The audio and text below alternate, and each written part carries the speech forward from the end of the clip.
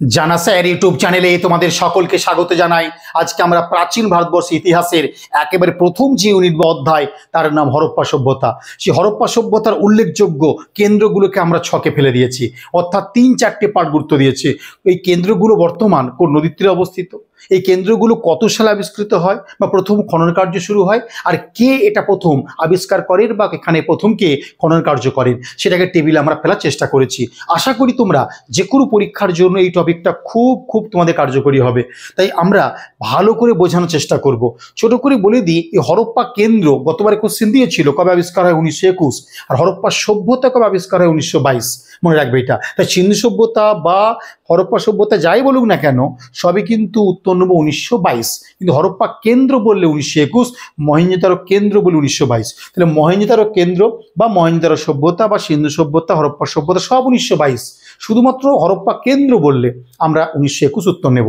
অতি সম্প্রতি উত্তরপ্রদেশে একটি পরীক্ষা হয়ে গেল, সেখানে 1921-22 অপশনেই নেই। হরপ্পা কেন্দ্র প্রথম কবে খননকার্য বা আবিষ্কার হয়, 1920 নিয়ে নিয়েছে।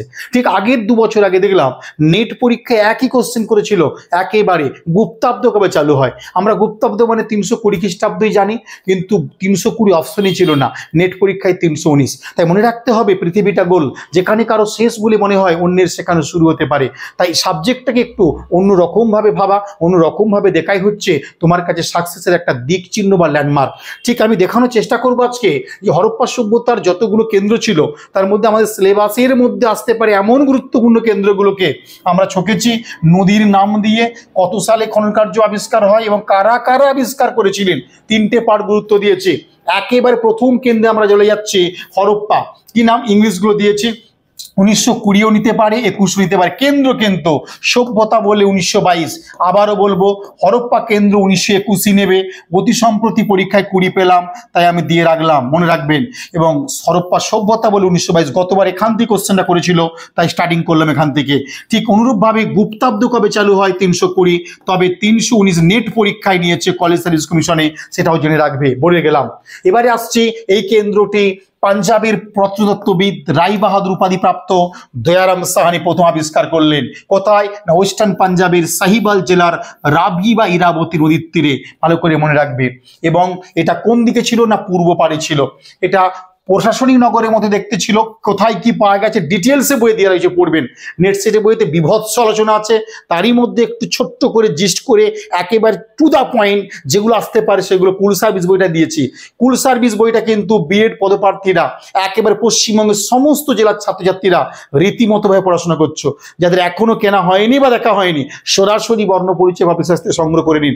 একটু হলেও অন্য বইয়ের থেকে তোফাতটা বুঝতে পারবেন। যদি অন্তর থেকে ভালোবেসে বইটা পড়েন, তাহলে উল্টে ফেললাম ব্যাস হয়ে গেল, তা কিন্তু করলে হবে না, পড়তে হবে। আমার বহুদিন লেগেছে বইটাকে তৈরি করে আনতে এখানে। যাক, এবারে আসি একটি প্রশ্ন, হরপ্পাকে তরুণদারের নগর বলতে পারে, নিচের কোন কেন্দ্রটিকে তরুণদারের নগর বা অর্ধ শিল্প নগর কোন কেন্দ্রটিকে বলে হয় হতে পারে। বা স্টুয়ার্ট পিক বলছেন যে হরপ্পা এবং মহেঞ্জোদারো দুটো কেন্দ্র ছিল হরপ্পা সভ্যতার ডুয়েল ক্যাপিটাল বা জোড়া রাজধানী, এটাও দিয়ে দিতে পারে। যা দুটো পয়েন্ট বলে গেলাম। কি কি পাওয়া গেছে ভালো করে এক পাতা জুড়ে দেওয়া রয়েছে, দেখে নেবেন। এবারে আসছি মহেঞ্জোদারো, ভালো করে দেখে নেবেন। 1922 সালে এটা আবিষ্কার হলো। মুর্শিদাবাদের সন্তান, বহরমপুরের সন্তান, বনগাঁয় থাকতেন রাখালদাস বন্দ্যোপাধ্যায়। জন্ম 1885, কংগ্রেস প্রতিষ্ঠা হচ্ছে যে বছর, 12 এপ্রিল বহরমপুরে জন্ম, মনে রাখবে এটা। 1930 সালে 23 মে তিনি কিন্তু মারা যাচ্ছেন কলকাতা শহরে, এবং তিনি এই মহেঞ্জোদারো কেন্দ্রের কিন্তু আবিষ্কারক। এই কেন্দ্রটি সিন্ধু উপত্যকায় অবস্থিত।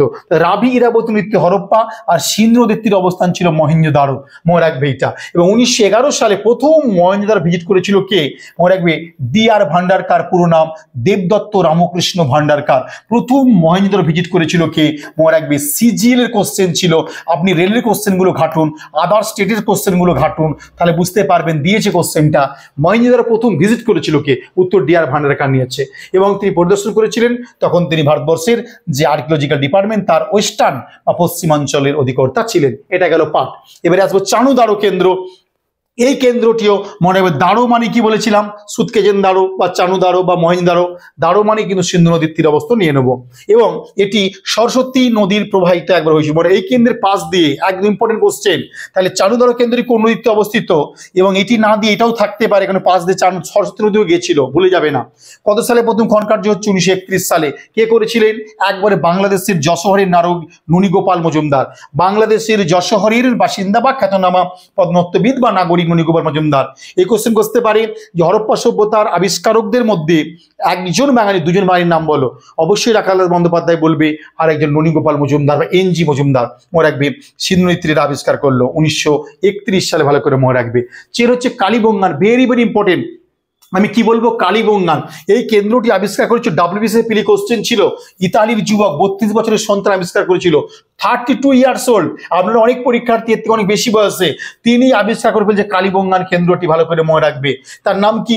লুইগি পিও তেসিতোরি। আরেকবার, তাহলে কালীবঙ্গান কেন্দ্র আবিষ্কার করেছিল ইতালির ছেলে, যার নাম লুইগি পিও তেসিতোরি, প্রখ্যাত প্রত্নতত্ত্ববিদ ছিলেন। মনে রাখবে জন্মসাল 1887, মৃত্যু 1919 সালে। এবং রাজস্থানের বিকানিরে মারা যায় এই মানুষটি বলতে ইতালির সন্তান লুইগি পিও তেসিতোরি। মনে রাখবে এইটা। এটাকে পঞ্চম নগর বলা হয়, 4টে নগর দেয়া আছে, দেখে নেবে। এবং তৃতীয় রাজধানী বলা হয়। হরপ্পা মহেঞ্জোদারোর পরে থার্ড ক্যাপিটাল আমরা কালীবঙ্গানকে দিচ্ছি। এবং 1953 সালে লন্ডনের ইনস্টিটিউট অফ আর্কিওলজির ছাত্র, তার নাম A.N. ঘোষ বা অমলানন্দ ঘোষ, ভেরি ভেরি ইম্পর্টেন্ট। এই মানুষটি বারাণসীতে কিন্তু মনে রাখবে জন্ম হয়েছিল। তো এন ঘোষ আমরা জানি তিনি কালীবঙ্গান কেন্দ্রে আবিষ্কারক, ভালো করে মনে রাখবে। এবং এটি প্রাচীন যে সরস্বতী, বর্তমান নাম ঘরঘরা বা গোগরা, তার শাখা নদী দৃশ্যদতী বা চৌতঙ্গ নদীর তীরে অবস্থান ছিল। যেমন ভগাবর এবং আমরা সবরমতী ঠিক দেখতে পাই লোথালের ক্ষেত্রে, এখানেও ঠিক দেখবো ঘরঘরা এবং দৃশ্যদতী বা চৌতঙ্গ নদীর তীরে অবস্থান করছিল কালীবঙ্গান। ভালো করে মনে রাখবে কোন রাজ্যে অবস্থান করছে, আমায় কিচ্ছু আর বলতে হচ্ছে না, স্টেটগুলো কিন্তু দিয়ে দেবে, বইয়ে ভালো করে দেওয়া রয়েছে, দেখে নেবেন। তো জিস্ট করে সাজিয়ে দিচ্ছি তোমাদের জন্য। লোথাল কেন্দ্র 1954 সালে কেন্দ্রটি প্রথম আবিষ্কার হয়ে গেল। কর্ণাটকের যুবরাজ, একদম নাগরিক, শিকারিপুর রঙ্গনাথ রাও। কি নাম? শিকারিপুর রঙ্গনাথ রাও, এস.আর. রাও কেন্দ্রটি আবিষ্কার করলেন। কোথায়? গুজরাটের আমেদাবাদ ডিস্ট্রিক্ট, পশ্চিম ভারত অবস্থান। এবং 3 বছর পরে 1954 এটা আবিষ্কার হয়। 1957 সালে প্রথম এখানে খনন কার্য উৎখনন শুরু হলো। 1958 সাল পর্যন্ত এখানে চললো খনন কার্য, 1957 থেকে 58। এবং অধ্যাপক এস.আর. রাও বা শিকারিপুর রঙ্গনাথ রাও লোথাল কেন্দ্রটির একটা নাম দিয়েছিলেন, যার নাম লঘু হরপ্পা বা লঘু মহেঞ্জোদারো। ভালো করে মনে রাখবে, লঘু হরপ্পা বা লঘু মহেঞ্জোদারো কোন কেন্দ্রটিকে বলা হয়? গুজরাটি ভাষায় লোধ কথার অর্থ মৃত্যু, তথা লোথাল অর্থ হলো মৃতের কেন্দ্র। মনে রাখবে মৃত্যুঞ্জয় মহেঞ্জোদারো, মৃতের কেন্দ্র হচ্ছে লোথাল। এটা প্রত্যেকে জানা রাখবে। এবং বলেছি তোমাদের সবরমতী এবং তার উপনদী ভগাবর নদীর তীরে এটি অবস্থান করেছিল। এটি বলতে কোনটা? লোথাল। মনে রাখবে, এটা নদীটাও দিয়ে দিতে পারে। আসছি ধোলাভিরা, গুজরাটের লোনি নদীর তীরে একবারে কচ্ছ উপকূলে এটি অবস্থান করছে, খাদিরবেড় দ্বীপে অবস্থান করছে। কোনটা? না, ধোলাভিরা কেন্দ্রটি। এটি আর্কিওলজিক্যাল সার্ভে অফ ইন্ডিয়ার উদ্যোগেই 1967-68 সালে প্রথম এখানে খনন কার্য হয়। তাতে উদ্যোক্তা কে ছিলেন? জগৎপতি যোশী। কি নামটা?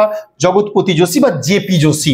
মনে রাখবে 1990-91 সালে এখানে সেকেন্ড টাইম অর্থাৎ ধোলাভিরাতে খনন কার্য করছেন আর.এস. বিস্ট বা রবীন্দ্র সিং বিস্ট। কি বললাম? রবীন্দ্র সিং বিস্ট বা আর.এ. বিস্ট। এটি পঞ্জা সেক্টর অঞ্চল জুড়ে অবস্থান ছিল। সুতকেজেন ভেরি ভেরি ইম্পর্টেন্ট। মনে রাখবে 1862-তে হাঙ্গেরির বুদাপেস্টে জন্মগ্রহণ করেছিলেন মানুষটি, যিনি সুতকেজেন্দারো কেন্দ্র আবিষ্কার করেছিলেন। তার নাম হচ্ছে ব্রিটিশ নাগরিক পরবর্তীকালে নেন অরিল স্টাইন।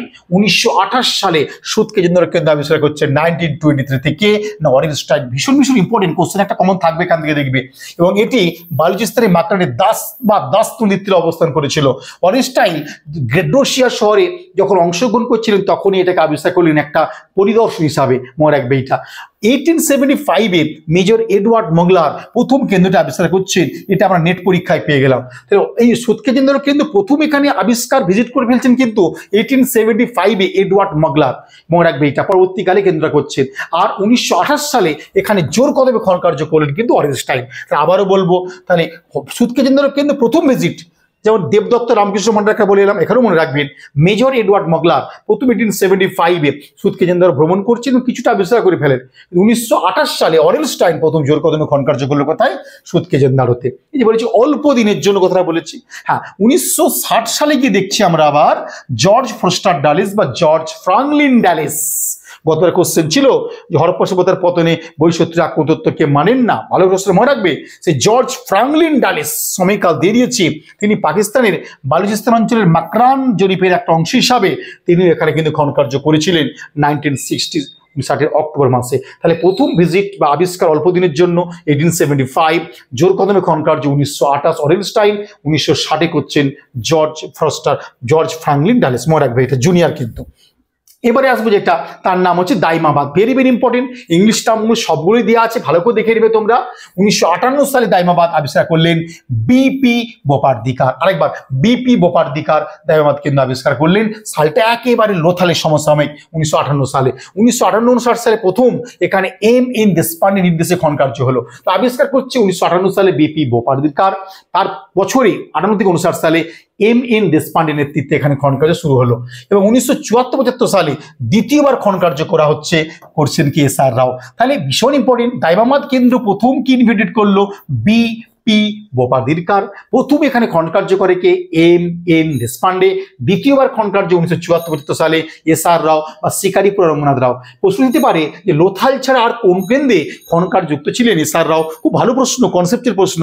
এস আর রাও মানে লোথাল, কিন্তু না, লোথাল ছাড়াও তিনি কিন্তু দাইমাবাদ কেন্দ্রে খনন কার্য যুক্ত ছিলেন। 1975-76 সালে এখানে এবং 1978 সালে এখানে আবার খনন কার্য করছে এস এস সালি, ভালো করে মনে রাখবে। এবং এই কেন্দ্রটি ব্রোঞ্জ সামগ্রী উদ্ধারের জন্য বিখ্যাত ছিল। তাহলে আমি আবারও বলতে চেষ্টা করলাম, এই দাইমাবাদ কেন্দ্র ভালো করে তোমরা দেখবে, ভীষণ ভীষণ কিন্তু ইম্পর্টেন্ট হতে পারে। আসছি বানওয়ালি কেন্দ্র, ভীষণ ইম্পর্টেন্ট। 1973 সালে রবীন্দ্র সিং বিস্ট বা আর এস বিস্ট হরিয়ানার একেবারে সরস্বতী নদীর তীরে অবস্থান করেছিল ফতেহাবাদ জেলাতে।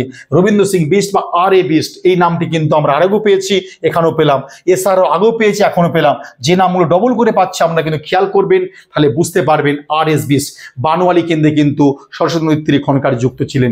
এবারে আসবে রংপুর। 1931 সালে একেবারে মনে রাখবে 1930 আমরা দেখলাম ননীগোপাল মজুমদার চানুদার কেন্দ্রে যুক্ত ছিলেন। এখানেও দেখছি রংপুর 1931 আবিষ্কার হয়ে যাচ্ছে এম এস ভাট, পুরো নাম মাধব স্বরূপ ভাট, গুজরাটের লোথাল থেকে 80 কিলোমিটার দূরে কেন্দ্র আবিষ্কার করলেন।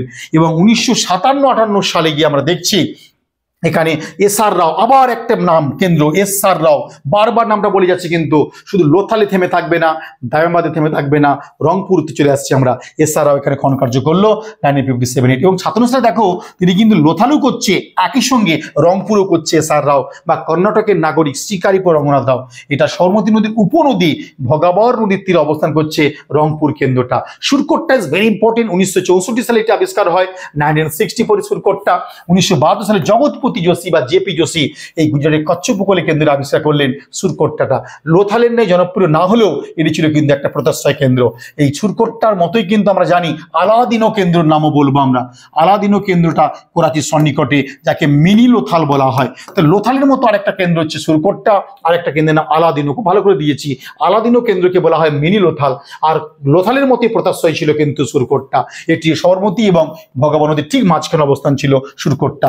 Coat Diji very very important. 1954 থেকে 55 সালে ফজল আহমেদ খান, প্রখ্যাত পাকিস্তানের পদার্থবিদ, তিনি আবিষ্কার করলেন। এবং বোম্বাই ইউনিভার্সিটির সোসিওলজি বিভাগের প্রধান গোবিন্দ সদাশিব ঘুরিয়ে, আরেকবার বলবো, পাকিস্তানের পদার্থবিদ ফজল আহমেদ খান কোট দিজি কিন্তু আবিষ্কার করলেন। এবং 1954-55 সালে একই সময় দেখছি আমরা বোম্বাই বিশ্ববিদ্যালয় থেকে বিভাগীয় প্রধান গোবিন্দ সদাশিব ঘুরিয়ে আবিষ্কার করলেন কোট দিজি কেন্দ্র। এবং এটিও কোন নদীর তীরে হয়েছিল, সিন্ধু নদীর তীরে আবিষ্কার হয়েছিল। এই কেন্দ্রটি পাকিস্তানের খৈরপুর জেলা অবস্থিত। এবং 1957-এ এখানে দ্বিতীয়বার কিন্তু খনন কার্য করা হয়, এখানে বলতে কোট দিজি কেন্দ্রতে। রোপার কেন্দ্র ভেরি ইম্পর্টেন্ট।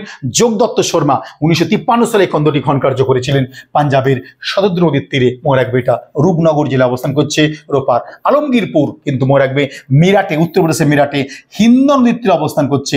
1958-59 প্রথম এই কেন্দ্রটি খনন কার্য করেছিল উত্তরপ্রদেশ পাঞ্জাব ইউনিভার্সিটির কিছু আর্কিওলজিস্ট, তার নাম ওয়াইডি শর্মা। আগেও নামটা বলে এসেছি, রংপুর এবং আলমগীরপুর দুটিতে কিন্তু ওয়াইডি শর্মা আবিষ্কার করলেন। সালটা কিন্তু বলছি না, 58 সালের পরে এখানে খনন কার্য হচ্ছে, আবিষ্কারের সাল কিন্তু নিচ্ছে 1959 সাল, ভালো করে মনে রাখবে। রাখিগড় ইজ ভেরি ভেরি ইম্পর্টেন্ট। বর্তমান হরপ্পা সভ্যতার সবচেয়ে বড় কেন্দ্র বলে চিহ্নিত করছি, যদিও আমরা দেখছি এখন রাখিগড়ের থেকে বড় কেন্দ্র কিন্তু আমরা মারোদারো কেন্দ্র পেয়ে গেছি। মারোদারো কেন্দ্র 2024-এ খুব বড় করে আর্টিকেল দিয়েছে, আপনারা পড়ে নেবেন। ঋষির 25 সালে যে কেন্দ্রগুলো আবিষ্কার হয়েছে 24গুলো সব ভালো করে দেওয়া হয়েছে, পড়ে নেবেন। রাখিগড় কেন্দ্রটা কিন্তু আবারও বলছি সবচেয়ে বড় কেন্দ্র বলে চিহ্নিত। এটা কোন রাজ্যে অবস্থান করছে? হরিয়ানা। 1963 সালে ভারত সরকারের আর্কিওলজিক্যাল ডিপার্টমেন্টের তত্ত্বাবধানে পুনার ডেকান এডুকেশন কলেজের পোস্ট গ্রাজুয়েট ইনস্টিটিউটের উপাচার্য 59 উপাচার্য ছিলেন ডক্টর বসন্ত সিন্ডে। কে ছিলেন? ডক্টর বসন্ত সিন্ডে রাখিগড়ে আবিষ্কার করছেন 1963 সালে।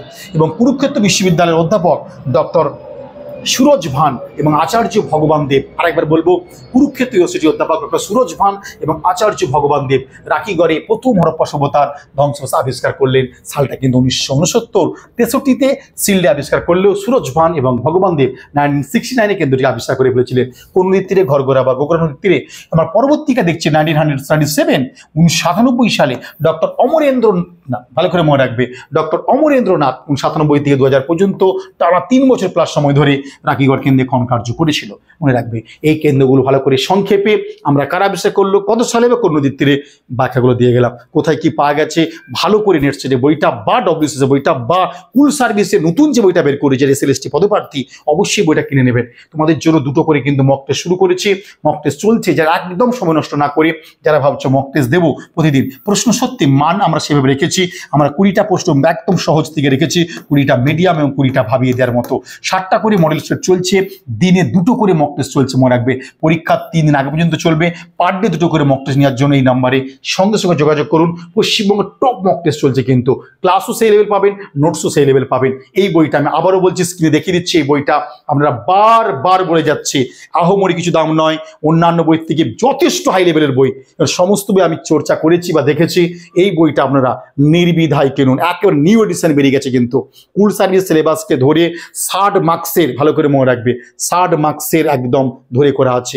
90খানে মডেল সেট, 3000 ওয়ানলাইনার এবং গভর্নমেন্ট প্রশ্ন আছে 8500। কেন্দ্র এবং রাজ্য সরকারের সমস্ত গভর্নমেন্ট প্রশ্ন, রেলের প্রশ্ন, ডাব্লিউবিসিএস প্রিলিমিনারি প্রশ্নগুলো ভালো করে আপনারা দেখুন। গভর্নমেন্ট প্রশ্ন কিন্তু ওখান থেকে প্রচুর আসতে পারে। মাদ্রাসা পরীক্ষার যে কোটা আনকমন নবম দশম একাদশ ছিল, সব করে গভর্নমেন্ট প্রশ্ন ছিল। এবং নেট সেটের পেছনে অধ্যায় ভিত্তিক যে গভর্নমেন্ট প্রশ্নগুলো ছিল সব কটা প্রশ্ন দাগে দাগ অপশন সব তুলে নিয়েছিল। যে যাই বলুক, আমি সেই জন্য গভর্নমেন্ট প্রশ্নকে একবারে তুলে ধরা করেছি বইটাতে। এই বইটা হাতছাড়া করবেন না। পশ্চিমবঙ্গের প্রতিটা গ্রামীণ ছেলে মেয়েদের জন্য বলছি, আপনারা বইটা দ্রুত কেনার চেষ্টা করবেন, চোখ বুলিয়ে যাবেন। কারণ আপনাকে পরীক্ষা ভালো দিতে হবে, পরীক্ষার হলে কিন্তু আপনাকে এই বই বাঁচিয়ে দিতে পারে। মনে রাখবে, ইউরোপের জন্য 2500 এমসিকিউ, ওয়ান লাইনার প্রচুর দেওয়া রয়েছে, চ্যাপ্টার ওয়াইজ ব্যাখ্যা সহ করে দিচ্ছি, কিনে নেবেন। এইগুলো যাদের খিদে মিটবে না, এইটা কিন্তু পরিপূর্ণ। যারা কুল সার্ভিস ক্যান্ডিডেটের সঙ্গে সঙ্গে নেট বা ডিসেম্বরে সেট দেবেন, এই বইটা কিনে ফেলবেন। কারণ ওই বইটা আপনার কুল সার্ভিসের টেক্সট যেমন কাজে লেগে যাবে, তেমনি নেট সেটের ক্ষেত্রে কাজে লেগে যাবে। একটা বই রেখে দিবেন, একবারে 25 জুন এডিশনটা কিনে নিন, বুঝতে পারবেন ইতিহাসটা আসলে কত পিছিয়ে আছে। আমি ইনফরমেশন যেভাবে আমরা সংগ্রহ করেছি বা দেওয়ার চেষ্টা করেছি, আপনাকে অন্য দিকে আগিয়ে রাখতে পারবেই। এবং কুল সার্ভিসের একেবারে অনলাইন মক টেস্ট চলছে, অনলাইনে ক্লাস চলছে। আপনি যারা ক্লাস করতে চাইছেন যে প্রতিটা অধ্যায়গুলো আমি জানবো, টপিকগুলোকে জানবো, এই নাম্বারে হোয়াটসঅ্যাপ করুন। এবং যারা অফলাইনে পড়তে চাইছেন, যে অনলাইন তো পড়বই, অফলাইনেও ক্লাস করবো, আসতে পারেন। কলেজ স্ট্রিটে আমরা ইউরোপের ইতিহাস ক্লাস ধরছি। যারা ইউরোপের ইতিহাস গেম চেঞ্জার টপিক, কঠিন টপিক বলে ভাবছেন, একেবারে সহজ করতে চান, কলেজ স্ট্রিটে চলে আসুন, অফলাইনে ক্লাস করুন, নতুনভাবে ইতিহাসটাকে ভালোভাবে জানতে পেরে যাবে। আজকে এই পর্যন্ত রইল। হরপ্পার কেন্দ্রগুলো কেমন লাগলো একটু জানিও ভাই।